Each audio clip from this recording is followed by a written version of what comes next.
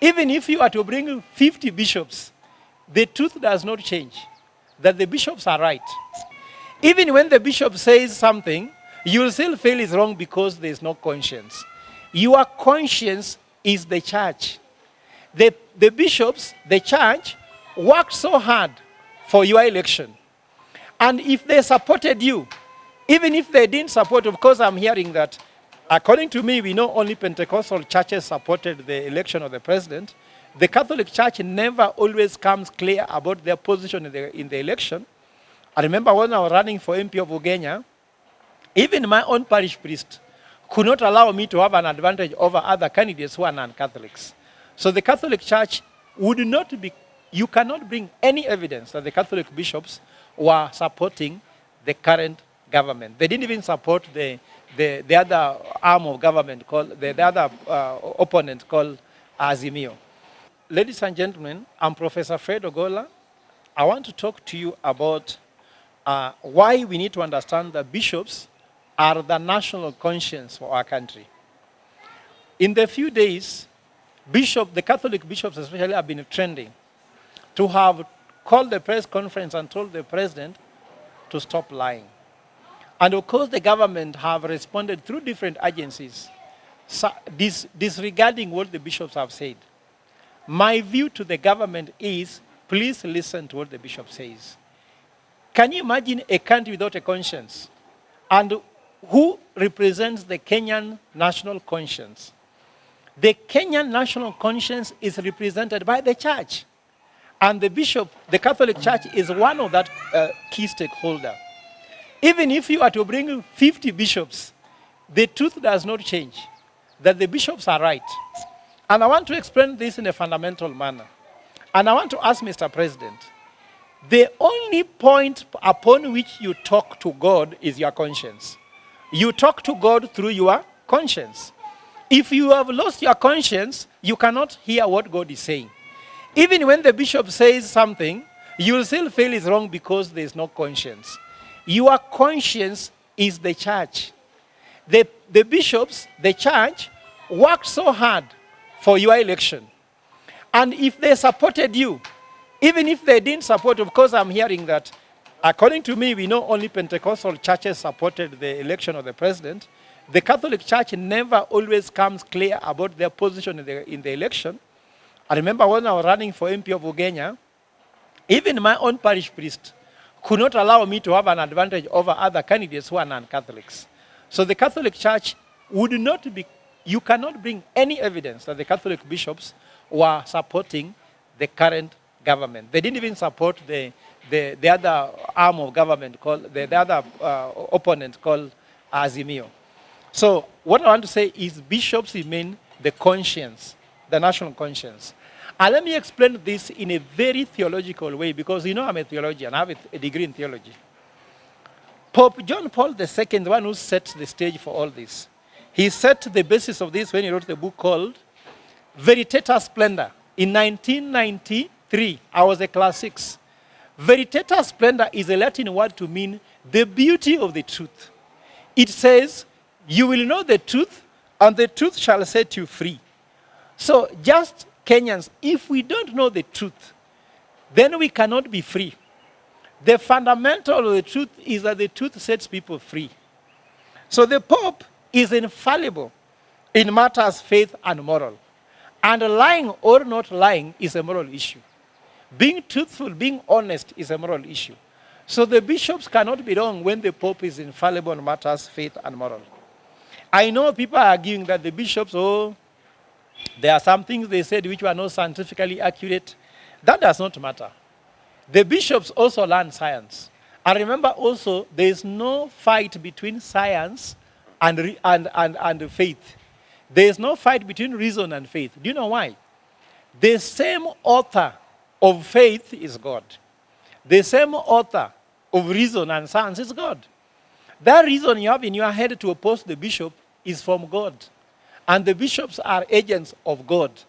And therefore, the bishops cannot be wrong.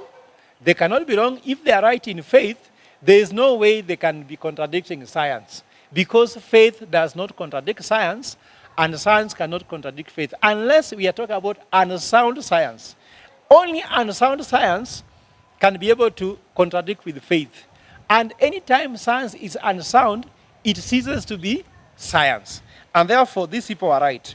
So I want to tell you that even the term limits that they said the bishops were not supposed to speak about, I want to tell you that bishops had to put on record that they are not opposed to the extension of term limit, whether now, in the past, and in future. So whether it was rejected already in Senate, it does not matter.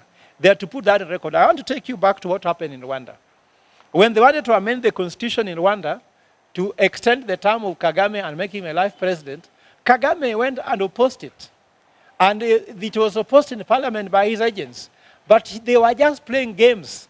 They knew very well they wanted it. So even this one, I think the bishops have been guided by faith and by the illumination of the Holy Spirit, that these are games being played that has been rejected, yet it is something cooking. I'm sure Cheragei had no powers whatsoever to come out with that thing on his own. He's an agent of somebody, and therefore the bishops had to clarify that rightly. And I want to explain, why do you think the bishops identified and said stop lying? What is the danger of lying? No, when a government that is lying, first of all, let me tell you what, all governments lie. Even American government do lie. But the problem with the lying is that if you continuously lie, can you be taken as a going concern as government? When the government says we are going to affordable housing should be seen. If it's not there, people normally listen to the government policy. They invest their money on acquiring equipment for affordable housing. People go for training depending on what the government says is the main driver of the economy. Now, after they've invested their time, they have invested their resources, then what the government says does not happen. It can actually become very problematic. In fact, I want to tell you, if you want to know how dangerous a lie is, suppose you have a mechanic who tells you that he has installed the state-of-the-art brakes in your car, and you are going for a long trip. Then you go at 120 or 180 kilometers per hour, only to step on the brake and find they are not there. Are you alive? You are dead. Can you imagine a government that tells you that SHA and SHIF is working? Then you take your mother or father to a hospital and found out they cannot be treated because of SHA and SHIF. You have lost your parents. And no, as a government, why lying is dangerous, government has scale. One pronouncement from the president affects the 47 counties. So this is not like a village liar who can lie to his mother and father. This is a lie that can affect the whole country. That's why we need to abhor it, and we need to support the bishops in abhorring it by telling people that lying is such a big danger. And I know people say, politics is dirty, politics, there's no one who is honest. No. The head of state is a symbol of unity. The head of state also is a symbol, actually is a mentor. People look forward to him. He inspires people. President William Ruto inspired the whole country when he became president with the first trial. Now he should inspire us by telling us the truth, not the opposite. In fact, I want to insist that it's very important that we need to set out what's called a truth checker to check whether these people are telling us the truth, because truth is so important that even determines your success. Obama has featured as the least dishonest president of the US in the last few years. We need to ensure that happens. Trump actually is being said that he's 3/4 of what he says are true. That also says that there's some bit of lie. Joe Biden is stated to have, in the lying zone, Joe Biden has 45% of what he says are mostly untrue. So people say, what is the legitimacy of all this lie? What is so legitimate about lying to the public in democracy where government is supposed to be accurate to its people? Democratic accountability requires there is active and informed opinion, and government lying defeats that very democracy. While all government lies, the most troubling government lies is that one which is presumptive.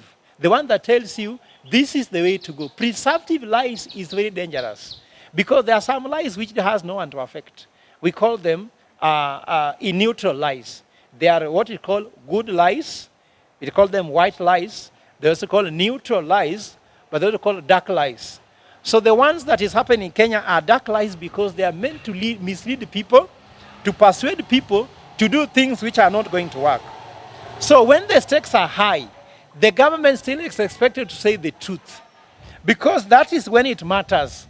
Because imagine if the doctor should tell whether this patient can survive by operation or by taking medication, and when those stakes are that high is when the doctor decides to lie. It is expected that when the stakes are high is when we know who can be accountable, who can be responsible, who can be honest. And I want to say the following. When the bishop said stop lying, they have not asked for something big. They have not asked you to build a new airport, which needs a lot of money. They have not asked you to build a new highway like Thika Highway. They have not asked you to build expressway. They have not asked for SGR. You don't need money to stop lying. Simply stop lying. People ask me, how should a government stop lying? They should just stop lying. You just stop. The answer is stop. Because I see these promises they are making, no one has asked them. And I tell Mr. President, to help you here, read the book called The One Thing. The one thing is this: choose one thing and do. Not today, Shah, Chief, Adani, SGR, airport, ports authority, taxation, I don't know, affordable housing. Just what is that one thing that you can do that no one will go to court? Because we are tired of people going to court challenging everything you're trying to do. And I want to ask you, if you do one thing well, Kenyans will start trusting you to do the next one. But if you go for everything and there's nothing which is working, then you are going to be attacked. Look at the amount of money being spent in court cases. Look at the amount of state time being spent in court. You want to change everything. Just take one thing you will change and will work soundly without interference, and you'll succeed, Mr. President. I believe that all Kenyans want to succeed. Even if they don't like you, you must succeed. We don't even have to like you. You are the president. You have these years remaining. Please just get it done. Thank you.